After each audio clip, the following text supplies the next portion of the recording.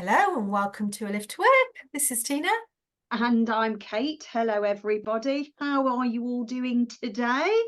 I hope after listening to the Above and Below the Line episode, you're marvellous. Marvelously above that line. We are very above the line. If you don't know what we're talking about, then you need to read or listen to the last episode before we start. So today, Tina has chosen the vehicle of choice. We are going in a little red Corvette. Ooh, bit of a throwback moment. Yes, Today, yes. A good song and a good car. What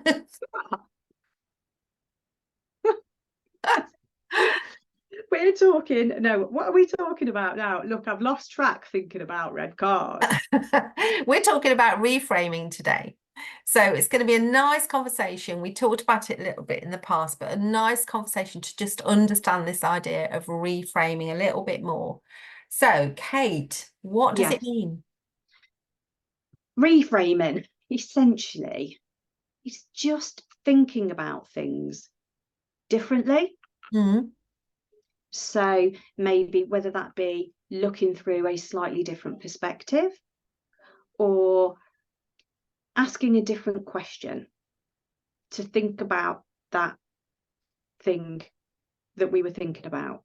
In a different way. In a different way. Yeah, because I think everyone thinks thinking is kind of quite logical, but it often isn't at all.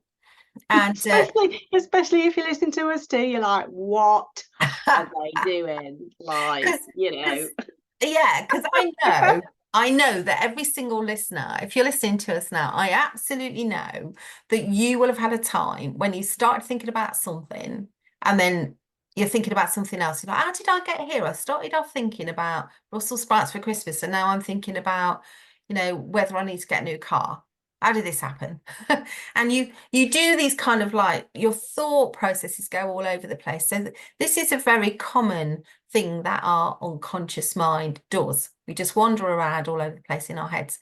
So actually, the thing we think is definite is something that we could absolutely think about in a different way. So, we might have a certain opinion about something, somebody always does something because of this. But actually, maybe if we stepped out of ourselves for a minute and thought, well, I'm just going to pop into their heads, what might be going on over there and what might they be thinking? So you might, for example, I had a receptionist and she was all that I worked with in the past, and she was always a little bit abrupt, which was quite comical for a receptionist because she's supposed to be quite friendly. But she was great with customers. But if the in-house team went to talk to her about anything, she would be abrupt.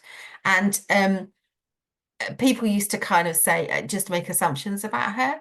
But one day I talked to her, well, she was getting coffee and I was just saying, oh, what's it like? She said, oh, I just get interrupted constantly, because I am there and I am the face behind the desk and I've got my own list of things to do. So as well as being receptionist and giving a warm welcome, I've got this list of stuff I have to do every day, which I don't think people realise. And I constantly get interrupted. She said, and it's exhausting because I can't hide. I can't go into another room and do my work there. And it was a massive eye-opener for me. It was a massive reframe for me about why she was grumpy, just to understand her perspective.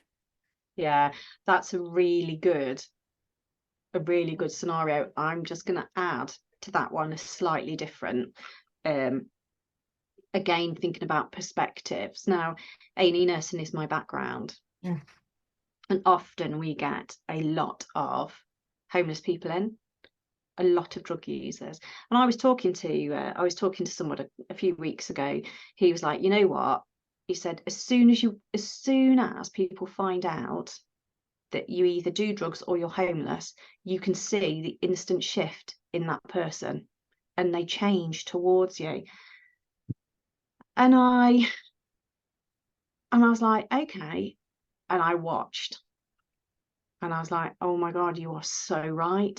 And that completely changed the way that I interacted with those people in those situations. Do you know, I want to add to your story because you've reminded me of it years ago when I worked in an A&E department. Somebody arrived and they absolutely smelled really heavily of alcohol. And people were behaving a certain way and saying, oh, this head injury is probably because he's fallen over and because he's absolutely, full of alcohol. And actually, his jeans were really wet. So we were trying to get his jeans off him. And what we realized was in his back pocket was a small bottle of brandy. And as he'd fell, it had smashed in his back pocket. And that's why he smelt really strongly of alcohol. Anyway, what came to light was this person had had a brain injury and had to have surgery. And down the road, what we all came to realise was he'd got a stinking cold and he had gone out to buy some brandy to put in coffee for his cold. And he wasn't a regular drinker. So No, all of those assumptions, just because people had a certain viewpoint of folks who drink alcohol. yeah. Essentially, it's almost challenging your status quo, isn't it? Yeah, What can you think differently? How can you think differently? And this applies to loads of different situations and circumstances. And knowing this is really good for helping other people as well. So we went to school the other day and I forgot child number two's coat. Instantly had a meltdown because she's 10. And it was like, okay, what options have we got? Thinking about things differently, but making her think about things differently. And she's like, okay, mummy, we can go home and we can pick my coat up, but that will make you late. That will make us late. Yes. What else can I do? You can drop us off at school and then go home and pick the coat up and bring it into school, but then you'll be late for the gym. But what will that mean for mummy? She's like, well, you can either go to the gym late, but there'll be other classes, so you can go to a different class, can't you, mummy? Working around problems, thinking about it differently. And you can do this with anybody. And once I understand how to do it, it can completely change how you think about stuff. yeah. Can't agree more. I mean, my sister was visiting recently and I was really desperate to see her, and she was driving down from the West Midlands. I live in Devon and I was in a neighbouring town and I was working, but I was going to get off in good time to see her. I start travelling home and I hit the Friday traffic jams, which you get in places. And I'm sat in the car and I'm getting exasperation. I'm thinking, I just want to go home. I just want to see my sister. I know she's there. And I just started thinking, do you know what, Tina? You're going to be stuck in this traffic, whatever happens. Haven't got a flying car, so you're going to be here. And then I thought, what can I do? Well, I'm doing a course soon. So I thought, well, I could listen to the audios that come with the course. So I plugged those in and I listened to two of those and they helped me through the journey. And then I basically got home and I was later than I thought I was going to be, but I still got there, didn't I? And there was my sister and my daughter had entertained her and given her a cup of tea. So all was well. Mm. So, without that reframe, I could have sat there and just got angrier and angrier and more frustrated. And, when other cars in front start letting other cars in, you're already in the traffic jam. You're like, please stop that. But then you're like, why would you stop that? Let's let other drivers in. So absolutely, really powerful times to use reframes to shift your mood, aren't they? They can be super useful, Kate. Yeah, and it's oh God, what was I going to say now, Tina? It'll come to you in a minute. Yeah.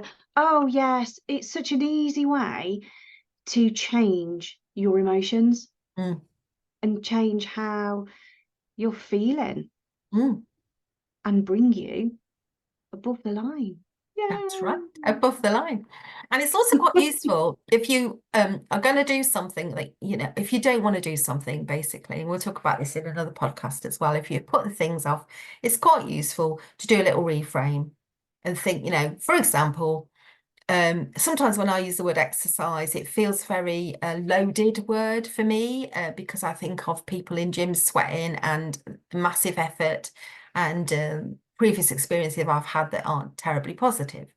But if I reframe exercise to moving my body, now that feels good to me. I like to move my body. I think my body's made to be moved. And therefore I start thinking of positive things like dancing, and I do a bit of aquafit and swimming, and I like all that. So if somebody says to me, you have to exercise, I'm going to have this reaction, or I tend to. But if somebody says to me, let's go and move our bodies, let's go for a walk, let's dance, yeah, that feels really positive. So I do a little reframe in my head around that Mm. idea. And it's very individual, isn't it, Kate? That works for me and it might not work for others, but you'll have things that, don't feel as positive as they could, and you could give them a little spin with a reframe. Spin with a reframe. That sounds like it should be a song, doesn't it? Yeah, we could sing. We see do some sometimes. You could spin me right round like a record, right round, round. Maybe. Yes, absolutely. Oh, and on that note, reframing. We will talk about reframing a lot in our podcast, just because it is such a powerful tool. Use it, learn, recreate, be positive. Yeah. Have a go. Just try. See if you catch yourself in something that could be more positive, and experiment with reframing. Yes, We're time. here.